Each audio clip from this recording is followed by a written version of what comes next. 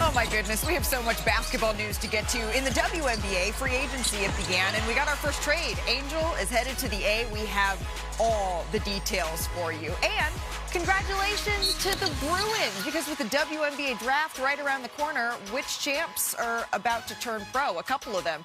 And then over in the NBA, it's the final week of the regular season, but the biggest story is the health of the stars here. Steph Curry is back. The Lakers, they are trying to hang on without Luka Doncic and Austin Reeves. Don't worry, Shams is here with everything you need to know. NBA Today starts right now.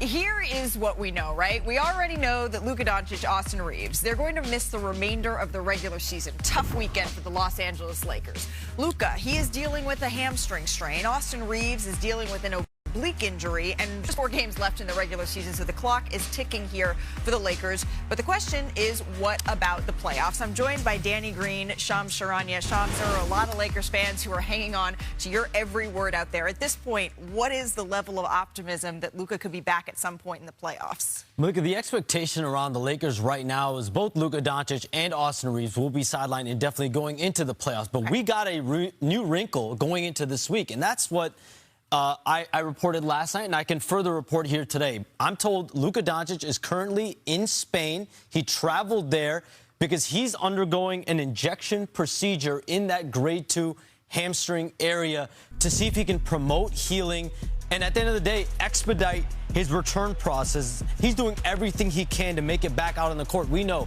a grade 2 hamstring strain typically falls between 4 to 6 weeks. He's doing everything he can to see if he can push that timeline up just a little bit, and we're still not sure exactly how this treatment goes. Does it work? How much does it speed everything up? But that's what he's doing. He's in Spain. Austin Reeves is a little bit of a different card. 4 to 6 weeks, he's out. He's got a grade 2 oblique strain. Oof. And so that timeline essentially would sideline him a majority, if not the entire first-round series. The goal is for both of these players to be back. J.J. Redick has said it. We just have to extend our run in the playoffs to try to get both of them back. Danny, I understand you've dealt with both of these injuries. I have. And the oblique in college, but not extensive as a grade 2, but I've dealt hamstring and calf. So grade 1 to me, again, I'm not a doctor, but I can give you what I know. Grade 1 is a smaller tear. Grade 2 is a little bigger, or a couple of small tears. And that's what Luka's dealing with. Yes, grade 2. And if you injure it once, which he's done before, it's going to take longer to heal. Usually 4 to 6, or 3 to 5 with the grade 1. Grade 2, 5 to 7, maybe 8, depending on.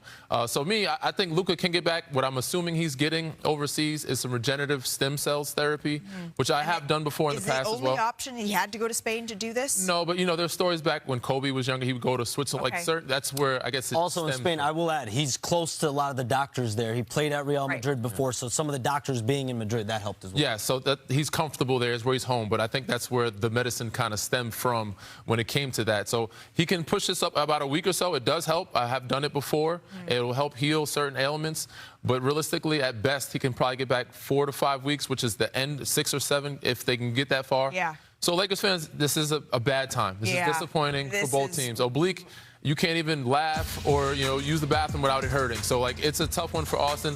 They can get back possibly if a LeBron James, which I think he can, even though he's 41 years old, keep them afloat.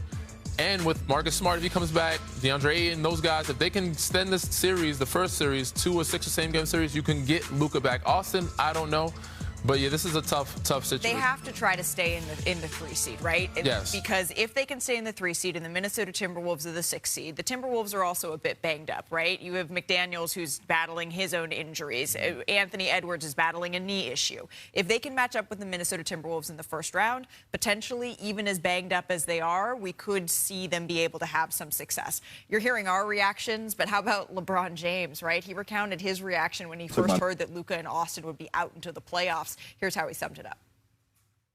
Took my nap after practice, and I woke up with that news. It was like another shot to the. I was like, we knew it was a shot to the heart, obviously, and to the chest and to the mainframe with Luka. Understanding that, AR, was kind of dealing with the pain. We seen OKC, whatever the case may be, and we knew he was going to get an MRI. But I woke up from my nap yesterday and then saw that news. I was like.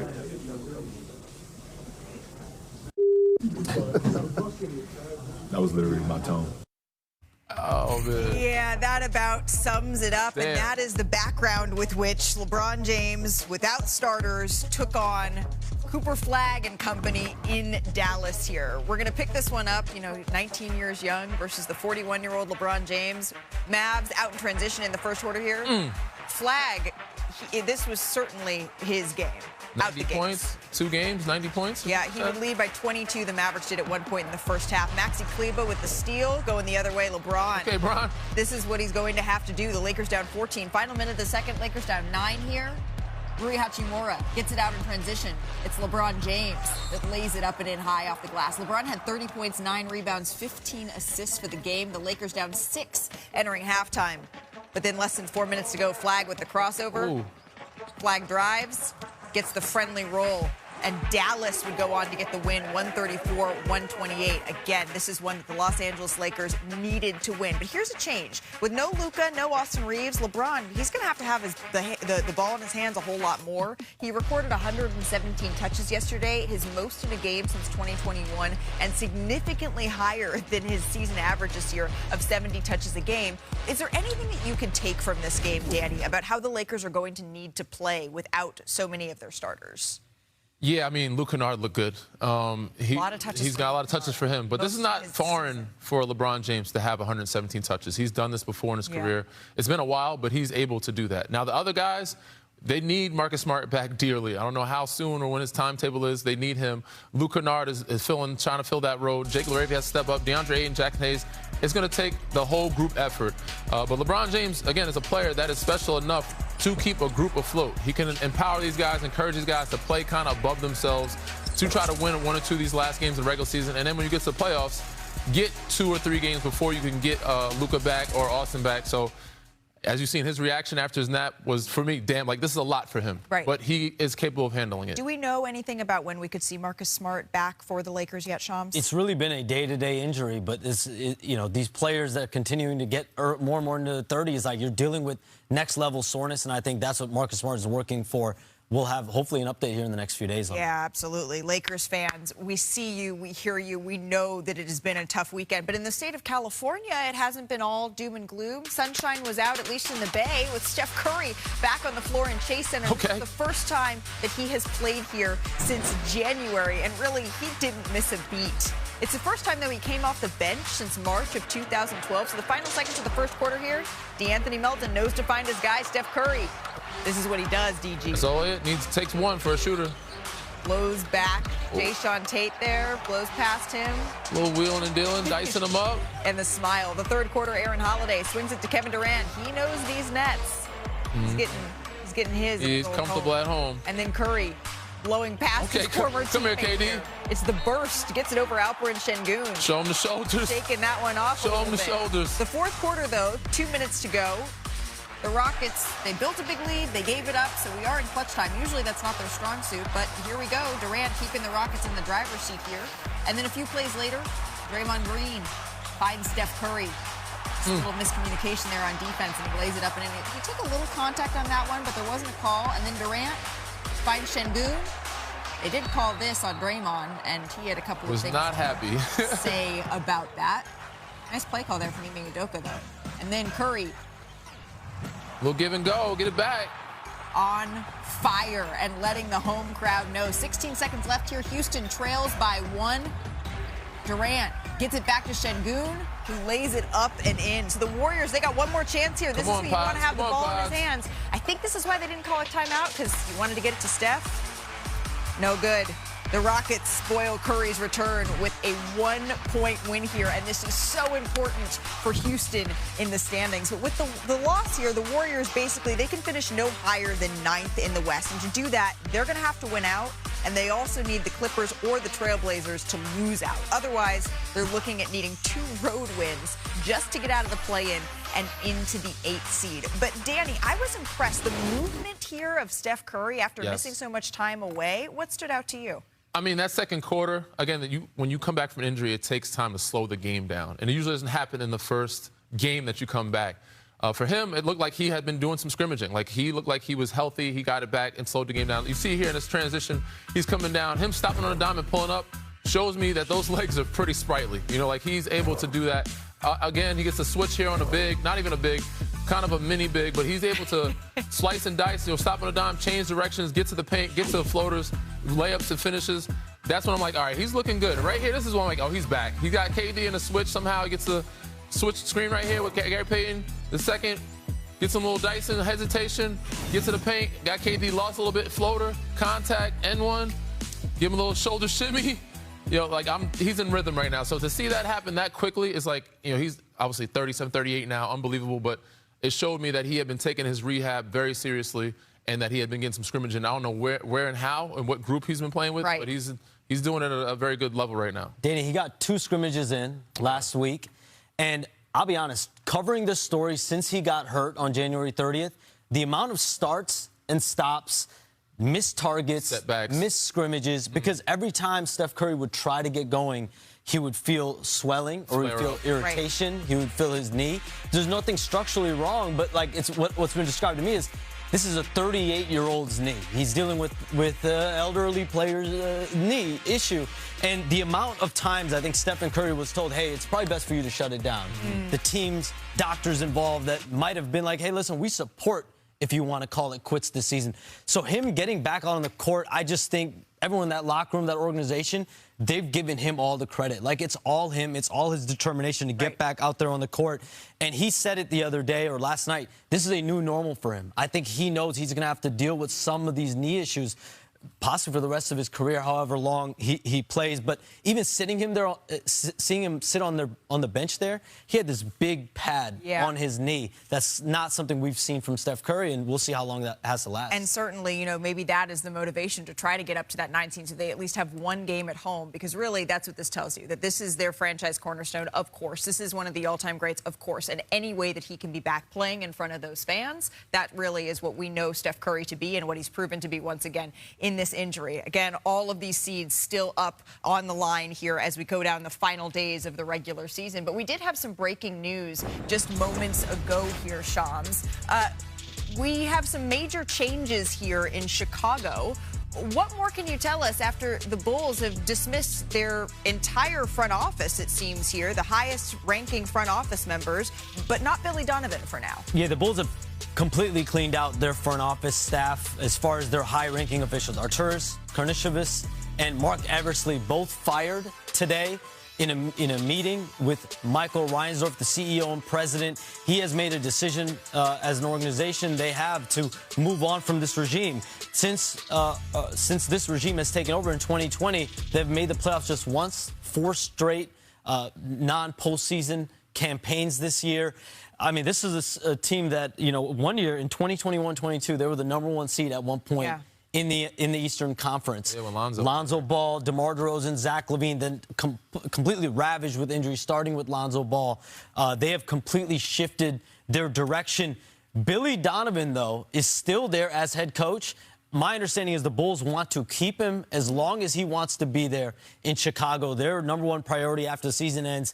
Michael Reinsdorf, Jerry Reinsdorf will meet with Billy Donovan. They'll discuss the future and trying to keep Billy Donovan in Chicago. Very interesting. So even though there is a complete overhaul that's happening right now in the front office, Billy Donovan, you're saying that they want him to be the coach for the future of the Chicago team. And, gentlemen, that's not the only news we got out of Chicago today. Still to come to win Conference Player of the Year and her program's first NCAA national title.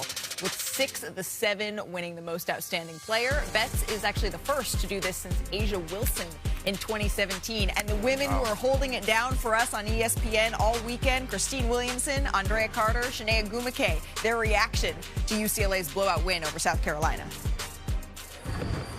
Welcome to Phoenix, Arizona. Shanae Ogwumike, Andrea Carter, and Christine Williamson here. 79-51, the win. UCLA getting their first ever national championship in the NCAA era. And the seniors really contributed for that team. They scored every single one of their 79 points. Understatement. All 6 seniors. And they're looking ahead, obviously, to April 13th. But when you see what they were able to do today, Shanae, what stands out? Just women meeting the moment, especially a senior class that is transformational. I mean, we've never seen them score so many points in this stage of the NCAA tournament, and I immediately go to Lauren Betts because Lauren Betts is just a remarkable person. And then you start seeing her play, and then she's a straight-up beast. I said it earlier.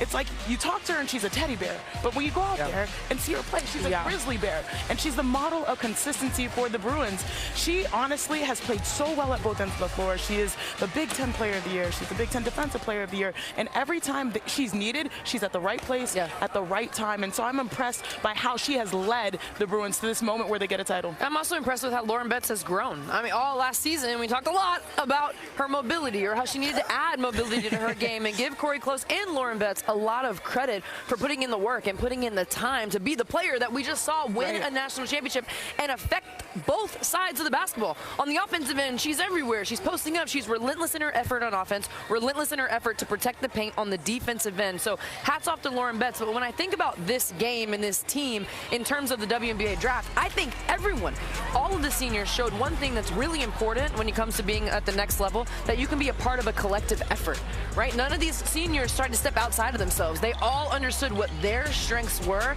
and they used that to their advantage in this game, and it made them such a strong team. You said relentless in their effort. We have to shout out Gabriela Jaquez because she had the huge assignment, because they start 4 guards in one post, and that one post is 6'7" Lauren Betts. And Corey Close said, I need you to do one thing, rebound. She went out there and had a double-double. She's playing her best version of basketball right now, but you could just tell the one word for them is selfless. They had 23 assists on 30 made field goals. It's wild to see how this team was so confident. Even though they did not have the experience, they showed poise, and I think everyone at the next level is going to welcome anyone that's wearing currently a Bruin jersey. 21 points, 10 rebounds for Jaquez. She had a huge game. By the way, she's looking ahead to next Monday, the 30th annual WNBA draft on ESPN and the ESPN app. Ladies, thank you, and fantastic job throughout the tournament. Hey, the 30th annual WNBA draft, it's next Monday already on ESPN and the ESPN app. Of course, the Dallas Wings are on the clock with the first pick, followed by the Lynx, the Storm, the Mystics, and then the Sky. And, of course, the expansion franchises, the Toronto Tempo, Portland Fire, they have the 6th and 7th picks. Our coverage, it begins with WNBA Countdown at 6:30 Eastern. We will be in New York City.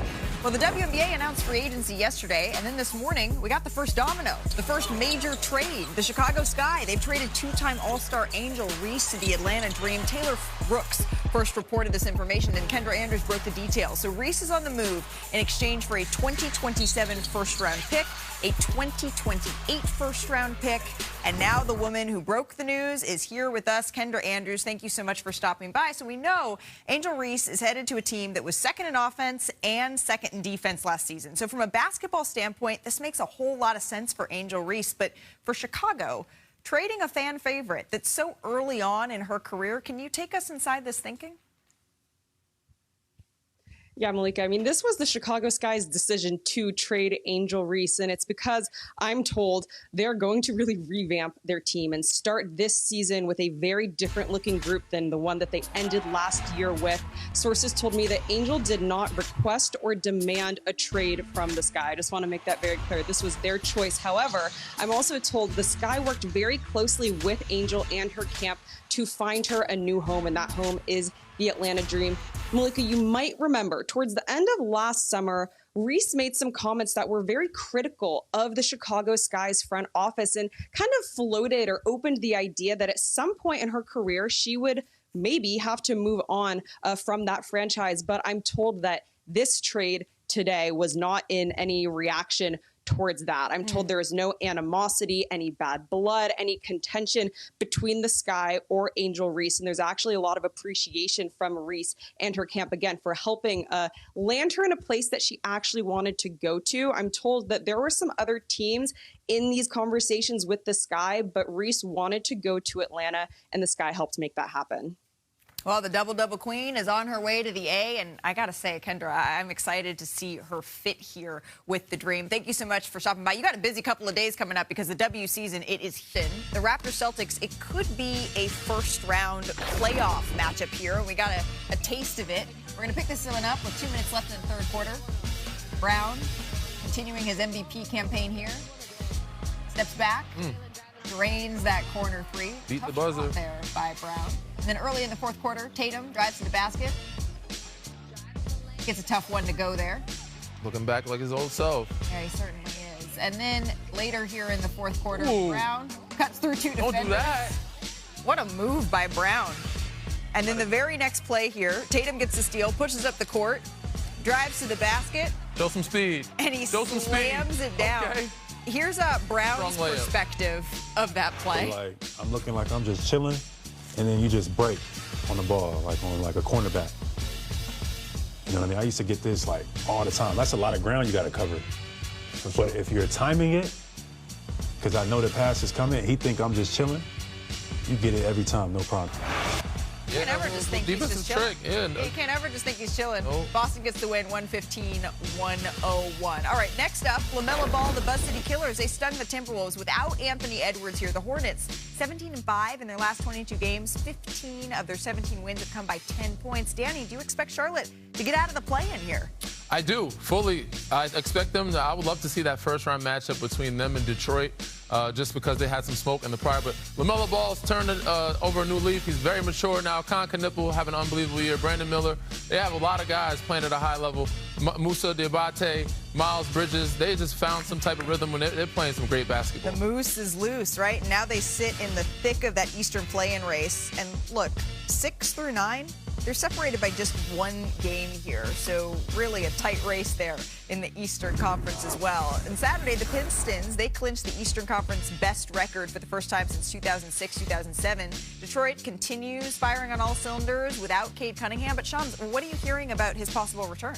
Good news in Detroit. He's been upgraded. Cade Cunningham has been upgraded to doubtful tonight in Orlando. He's not going to play tonight, but I'm told he got an on-court workout in today. He's going to get one over the next couple days as well. They're going to evaluate him every single day. Cade Cunningham is getting close on a return to action.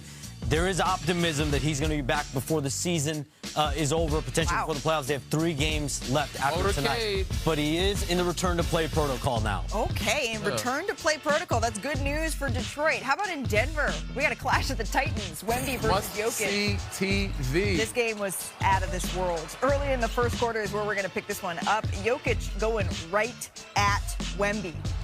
And his chest. And then hits him with a nice little layup.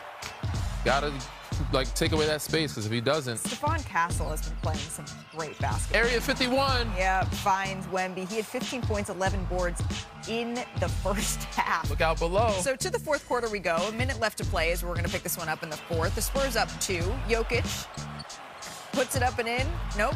That's because Wemby's there. Got long arms. Pushing it back out. And then watch Devin Vassell. At the break.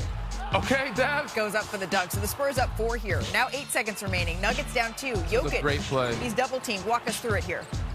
Aaron Gordon sets the screen. Both guys go to Jokic. Leaves Aaron Gordon wide open for an easy 2-hand dunk. And so with that, the game's all tied at 124. One final chance here for the San Antonio Spurs. Good defense. Want to get defense. It. I thought this was going in. Real physical. Couldn't quite get it to go. And so who doesn't want some more extra innings. Free basketball? Just over a minute to play in overtime. The Nuggets up 2. Jokic backing down Wemby. Patented fade. Uses that little fake. And then the fadeaway jumper.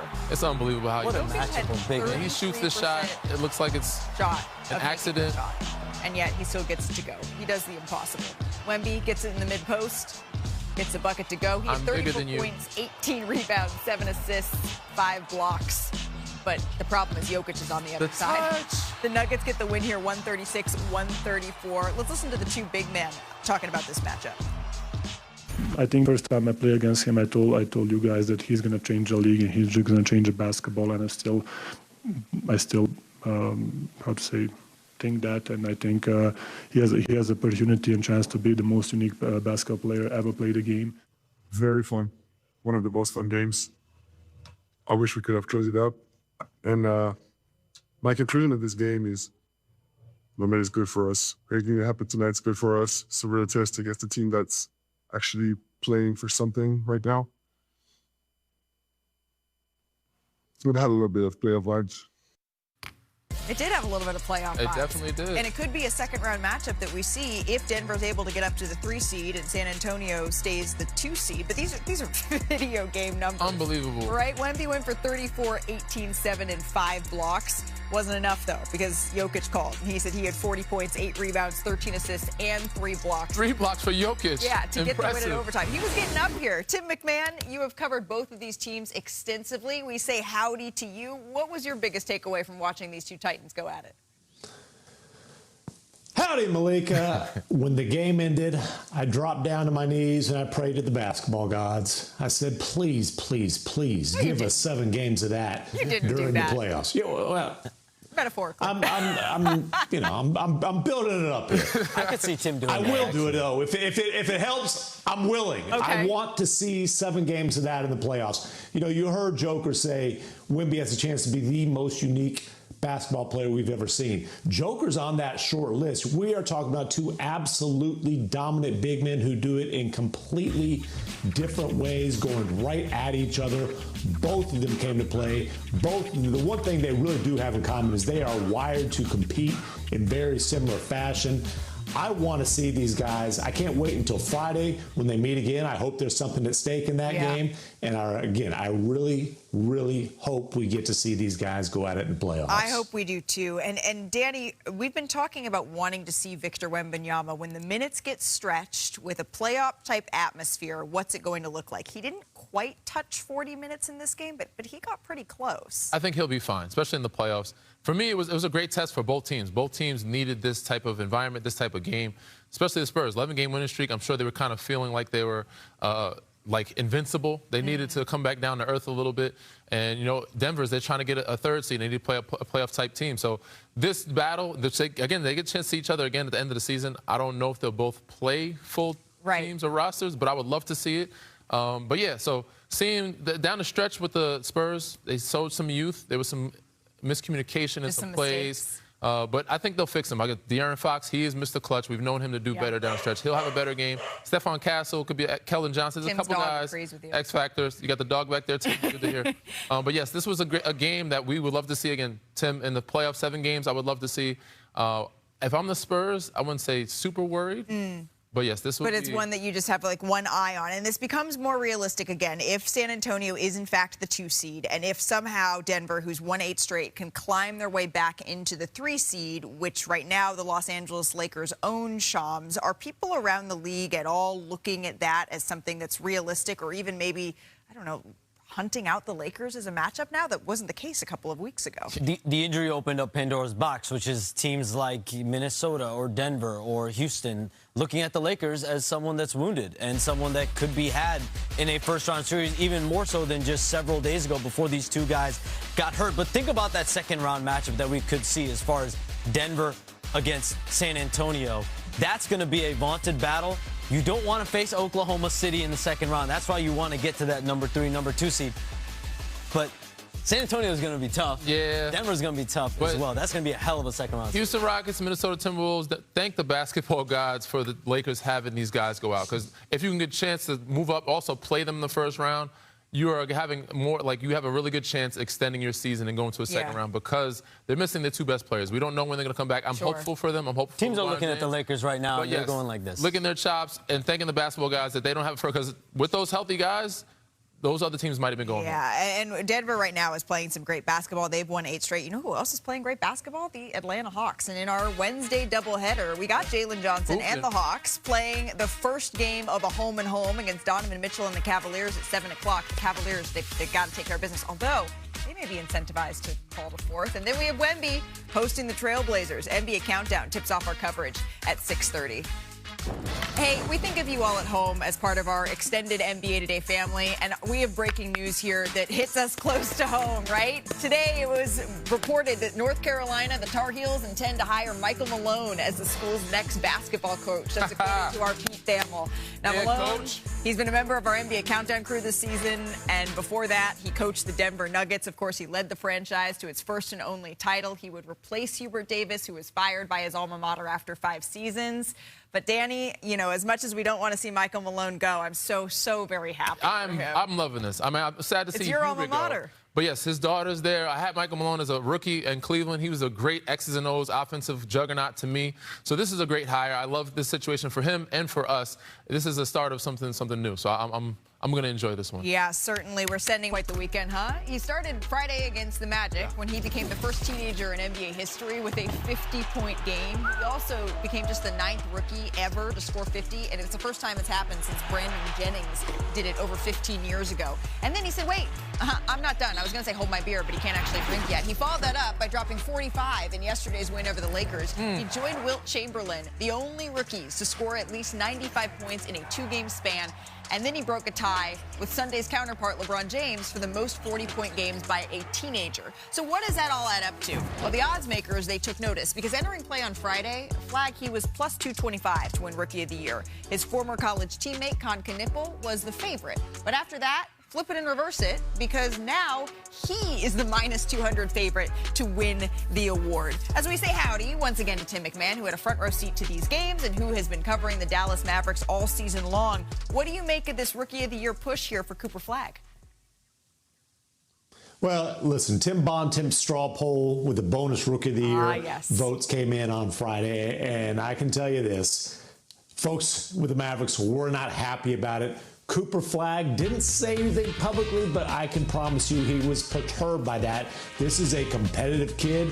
He wants Rookie of the Year, and I'm not giving Bontemps the assist for Cooper Flagg's weekend, but as Cooper said himself, that was definitely some sort of statement. I mean, 96 points efficiently in 2 games, filling out the box score, just complete domination. That's how you flip the odds in the Rookie of the Year race. And, you know, Con Knipple has had a spectacular season, obviously shattered the rookie record for 3-pointers made, leading the entire league. Cooper Flagg, statistically, aside from the shooting numbers, across the board, points, rebounds, assists, blocks, steals, is leading there. And this was the kind of weekend that really encapsulates just what a special talent he is as a kid who turned 19 during the season. Yeah, talking to Cooper Flagg earlier in the year, he has nothing but high praise for his friend, for his former teammate, Con Knipple, and you can tell how competitive Cooper is, how much this means to him, and how much he wants to put that winning foundation back in Dallas. Tim, thank you. This though, as Bontemps' straw poll laid out, this is a very interesting Rookie of the Year race. So much so that he never actually does the straw poll for Rookie of the Year, but he did this time around. So, Danny, when you're looking at these two, and it is close when you look at the numbers, what do you think is going to be the deciding factor? For me, I'm looking at the games played and efficiency. You know, Con's got him by 12 games. And he's a 50, 40, 90 guy in my book. I think he has 21 50, 40, 90 games this season with making over 20-plus points. I think the next in line is Kawhi Leonard at like 15. And he's got more threes in a season than I've ever had. So he's got 260-plus threes, shooting at a high clip, and impacting winning while doing so. Right. Like, who would have thought the Hornets would be better than Dallas Mavericks? Nobody would have said that before the season.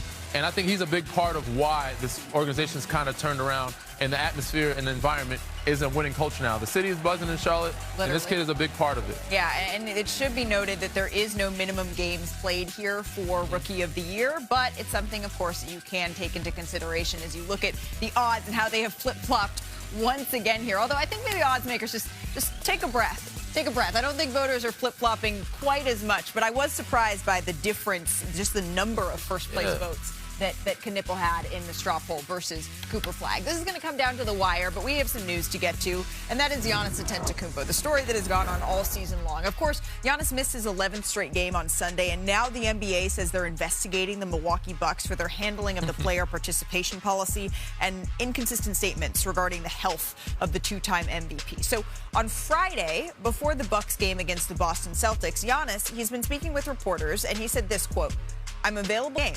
I am available to play today, right now." He says, I am available. So, Shams, where does the league stand with this investigation? What are they taking into account? Malika, let's take a step back here. We have a star player in the NBA, a top 3 to 5 player in the NBA, who has sparked an NBA investigation into his own franchise. That's where this Bucks-Giannis situation is at. So, where's it been at the last 3 weeks since Giannis got hurt on March 15th? He wants to play. The Bucks want him to shut down. And so you have two sides with differing interests. They're not aligned on the same page. And so now this level of disagreement, dysfunction, whatever word you want to call it, it's at the desk of the NBA's league office. And so their league office has had two different sides of the story. The Bucks are telling the NBA, hey, we told Giannis he can do 3-on-3 for return to play protocol. Giannis, from my understanding, is telling the Bucks, I'm available. I'm healthy. The Bucks never asked me to play 3-on-3. I had one person involved in this investigation tell me this is a classic he said, she said scenario. And so where this is at right now is Giannis is trying to ramp up this week, from my understanding. You look at Friday's home finale, potentially. Could he play in that game? He does want to play with his brothers, Alex and Thanasis. Both suited up against Memphis yesterday. He wants to play with his brothers before the regular season ends. He's making it very clear behind the scenes that's his goal. This is a fluid situation. This is an open investigation. I don't even know if it's that behind the scenes, Shams, because he's speaking to Eric Name, who covers the Milwaukee Bucks as well as anybody. He's speaking to reporters about what he thinks and feels, and I guess I can't help but wonder if this is, I sound like Carrie Bradshaw, I can't help but wonder. I guess I can't, but I wonder if this is some sort of swan song, wanting to play one more time in front of the Milwaukee Bucks crowd. Maybe. For me, it doesn't make sense. It seems like finding reasons to break up the relationship, or like to dump your partner, whatever it may be, however you want to put it. Just do it, rip off the Band-Aid? Yeah, I don't get it. Again, his argument, he does have an argument now. You see Steph Curry with Golden State now. But even me, from my side of the perspective on that, I'm like, Steph is great. I'd love to see him compete. Same with Giannis. But I just don't see it doing him any favors right now. Well, the Bucks standpoint, right, if they do want to trade Giannis, they also want to protect their asset, yes, if that is something that ends up coming down the pipe. The Bucks' perspective throughout all this has been, it's in your best interest, Giannis, and our best interest for us to just shut you down. Because these two things go against one another. If we want to win, we need to have a higher draft pick. But this was the whole point at the deadline, where we knew this was going to come potentially deferring it yourself. We'll have now once again this comes to a head again, and I have a feeling we're going to be talking about it, Shams, into the summer. But in the more immediate future, let's go back to the Los Angeles Lakers. Their path is complicated. What we're learning about Luka and Austin Reeves. Dave McMenamin will join us next. NBA